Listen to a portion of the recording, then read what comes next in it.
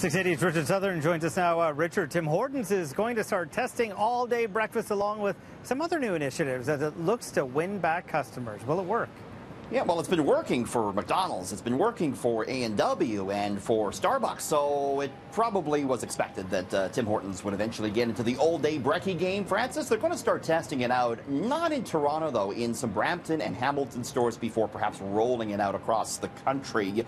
As I say, they're reacting to moves by their competitors. McDonald's actually recently added bagels to its menu.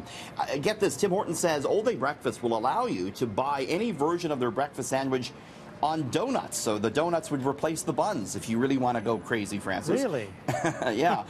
What's more, they're going to test a loyalty program, something we never thought we'd see from Tim Hortons with lineups out the door. They're going to test a kids menu, and they're going to get into the delivery game. We're not sure how they're going to do that, whether or not they're going to team up with Uber Eats or not, but a lot of new initiatives here to try and win back some customers. There's been a lot of bickering between the Tim Hortons head office and the franchise owners. They're hoping this will try and smooth everything over. And sounds like a gimmick too with the whole donut, sandwich thing. I guess get people in to try it and talk about it, right? I'd give it a go. I'll tell you that much. I know you would. Honey cruller. Yes, sign me up with a honey cruller breakfast sandwich, please. The CP rail strike didn't last very long, did it, No. Richard? Less than 16 hours, actually, Francis. It is now over, just as quick as it began. The CP trains will start running tomorrow morning at 6 a.m. if indeed union members vote to ratify this deal that was struck today. We were worried about all sorts of problems with, the shipping goods across Canada. If that came to a halt for a long time, it could hurt the Canadian economy. There was concerns about GO Transit delays. But again, CP Rail reaching a deal with the union. They'll ratify that deal tonight, and hopefully that'll be the end of the strike, Francis. The stock, by the way, hit an all-time high today, CP Rail.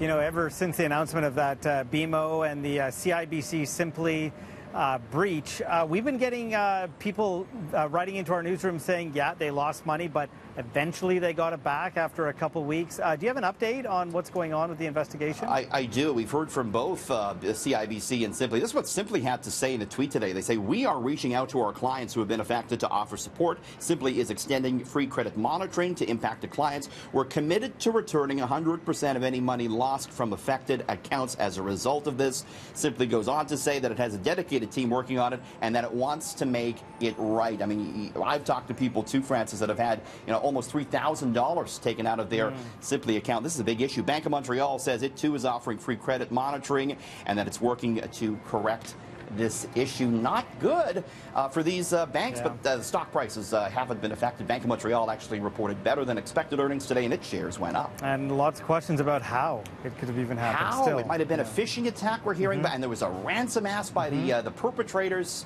We're seeing a lot of this now. It's affecting companies, banks all over the place. Well, it's an obvious lesson in what a company should not do. A school shooting video game has been pulled amid some major outrage. Yeah, absolutely.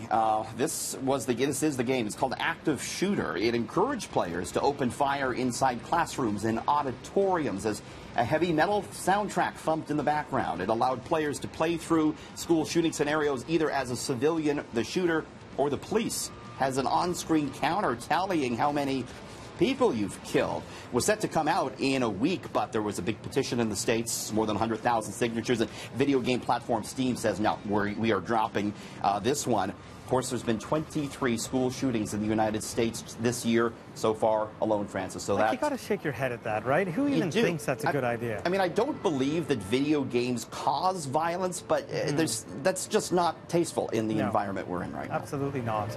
Well, let's turn to the friendly skies now. The longest commercial flight is returning to service. Where are we going, Richard? We're going nonstop from Singapore to Newark, Francis. Nice. And I hope you have 18 hours and 45 minutes, almost 19 hours. In that seat? Okay, no problem. It's going to be 161 seats. They're all either lie flat business or premium economy, so there is no straight up economy or first on this. This is going to be aboard the A350-900, the new ultra long range Airbus plane.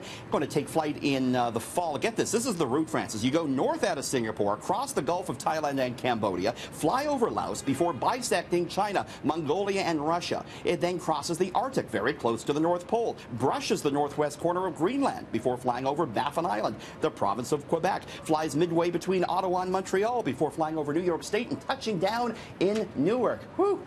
That's a long trip. So wait, it's 2 rights and 1 left? I lost track there. Straight north over the pole, up one ways, down the other. Very cool. Very cool. Well, our love affair with hummus is changing the way Canadian farmers are operating. Are you a hummus man? Do you like hummus? I do. I love it. Yeah, yes. Who doesn't now? And there's a lot of more vegetarian eaters out there too. So Canadian farmers, they are doubling their chickpea crop as a result. Francis, planting 346,000 hectares this season. They say they're happy to do so. The chickpea crop is hardy. It's good because the prairies are in the middle of a dry spell. It fetches good money, $980 a metric ton, more than double what lentils bring in.